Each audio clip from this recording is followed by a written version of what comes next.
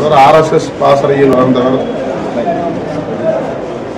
அப்படி கருத்து கூறுவதில் வியப்பதற்கு ஒன்றுமில்லை.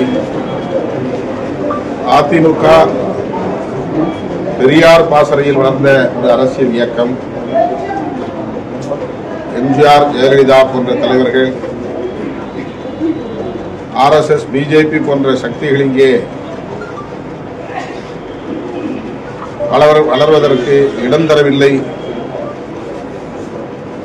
என்கிற கருத்து வலுவாக இங்கே உண்டு. ஆனால் அவர்களை பின்பற்றக்கூடிய இன்றைய தலைவர் எடப்பாடி பழனிசாமி போன்றவர்கள்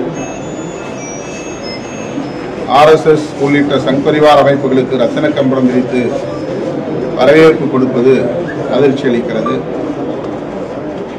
அந்த துணிச்சலில் தான் அதிமுகவை RSS வழிநடத்தினால் என்ன தவறு என்று கேள்வி எழுப்பக்கூடிய நிலையும் உருவாகி இருக்கிறது.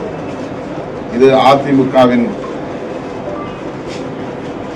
நிலை எவ்வளவு பரிதாபகரமாக இருக்கிறது என்பதை உணர்த்தக்கூடியதாக இருக்கிறது.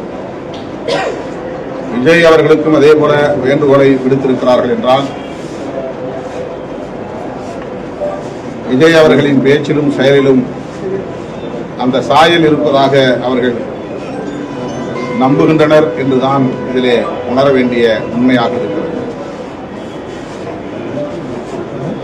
அவர் எச்சரிக்கையாக இருப்பார் என்று நான் நம்புகிறேன். RSS இங்கே வளருவதற்கு அதிமுகவோ அல்லது இதர கட்சிகளோ வாய்ப்பளிக்குமேயானால் அது தமிழ்நாட்டு மக்களுக்கு செய்கிற மிகப்பெரிய துரோகமாக அமைந்துவிடும் என்பதையும் ஜனநாயகத்தின் மீது நம்பிக்கை உள்ளவர்கள் என்கிற முறையிலே விடுதலை சிறுத்தைகள் கட்சியின் சார்பில் சுட்டிக்காட்ட விரும்புகிறோம்.